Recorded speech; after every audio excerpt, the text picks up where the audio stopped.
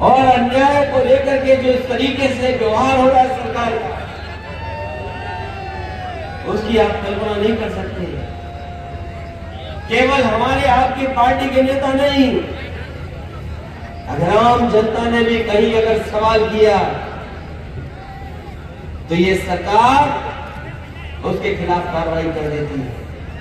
ये हमारे पत्रकार साथी भी खड़े हैं, ये भी सच दिखाना चाहते हैं, ये भी सही खबरें दिखाना चाहते हैं, लेकिन कई बार इनके सामने भी मजबूरियां हैं जिसके कारण सच नहीं दिखा पा रहे हैं।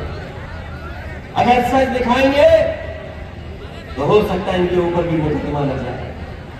हम ऐसे बहुत सारे पत्रकार साथियों को मिले हैं जिन्होंने कोई खबर अगर चला दी तो अधिकारियों से लेकर के ऊपर से आदेश आ गया है। लेकिन सच्चाई ये है कि ये पत्रकार भी चाहते हैं कि भारतीय जनता पार्टी का सफाया उत्तर प्रदेश से हो। केवल ये नहीं, हमने देखा कि मोहम्मद आजम खान साहब, उन पर झूठे मुकदमे लगा करके उन्हें जेल भेज दिया। और उत्तर प्रदेश नहीं, केवल पूरे देश के अगर पॉलिटिकल नेताओं में अगर कहीं देखोगे आप, तो अगर कहीं अन्याय हुआ तो समाजवादी नेताओं के ऊपर अन्याय हुआ।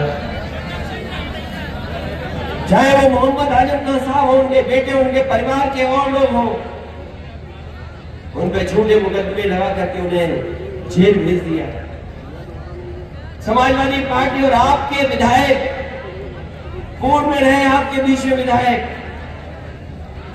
क्या रामेश्वर यादव को झूठे मुकदमे नहीं लगे? क्या जोगिंदर को झूठे मुकदमे नहीं लगे? वो इसलिए लगे हैं कि समाजवादियों को डरा दिया जाए, समाजवादी डर जाए। हम वो लोग हैं जो कानून और न्यायालय को मानते हैं।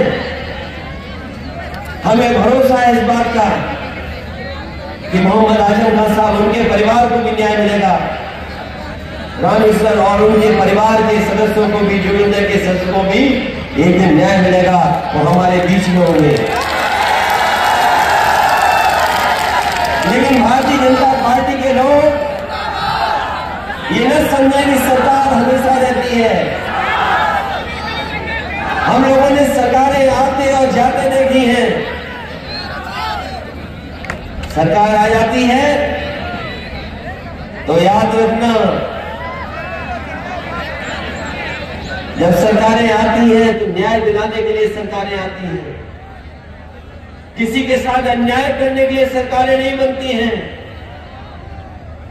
लेकिन हम समाजवादी लोग भी भारतीय जनता पार्टी के लोगों से सीख रहे हैं कि अगर आप अधिकारियों को इस्तेमाल कर करके अन्याय कराओगे तो वो समय दूर नहीं जब समाजवादी लोग भी आपके व्यवहार की तरह भी आपके साथ भी वही व्यवहार करेंगे जो आज हमारे साथ व्यवहार कर रहे हैं। ये बहुत कमजोर लोग हैं बीजेपी के। ये ताकतवर इसलिए दिख रहे हैं क्योंकि सरकार इनके साथ है। ये ताकतवर इसलिए दिख रहे हैं सरकार से अन्याय करा रहे हैं, और इनका साथ मीडिया के लोग दे रहे हैं। कोई भी बात होगी किस तरह घुमाते हैं। आज इनके साथ और इनके ऊपर अपराधी बैठे, उनके बारे की उनकी सूची नहीं आएगी। क्या भारतीय जनता पार्टी में अपराधी नहीं है? क्या भारतीय जनता पार्टी के लोग जमीनें नहीं कब्जा कर रहे? क्या भारतीय जनता पार्टी के लोग गरीब, किसान और समाजवादी कार्यकर्ताओं पे झूठे मुकदमे नहीं लगा रहे? जो लोग आरोप लगाते थे कि एक ही लोगों की सरकार चलती है, मुझे याद है कि समाजवादी लोगों पे आरोप लगाते थे कि एक ही लोगों की सरकार है, एक ही लोगों को लाभ मिल रहा है।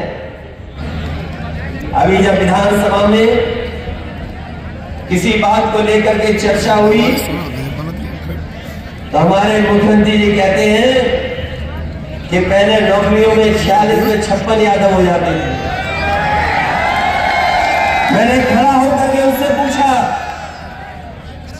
कि वो सूची कहां है 46 में 56 वाली, और एक बार नहीं मैंने कई बार पूछा और फिर आज पूछता हूं इस मंच के माध्यम से कि बताओ, अगर आपने सदन में कहा है कि 46 में 56 एसडीएम हो गए थे,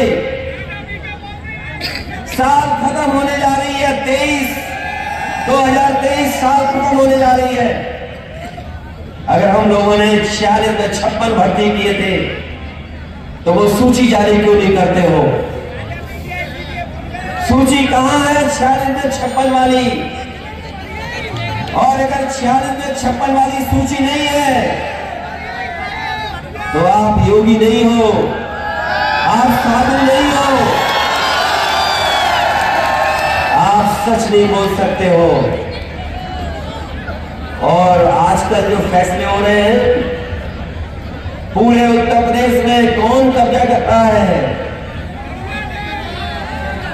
हम तो लखनऊ और फैजाबाद का जानते हैं, अयोध्या। अगर सबसे बड़ा भूमाफिया कोई अगर है आज तो वो भारतीय जनता पार्टी के नेता हैं। और अगर ये बात गलत है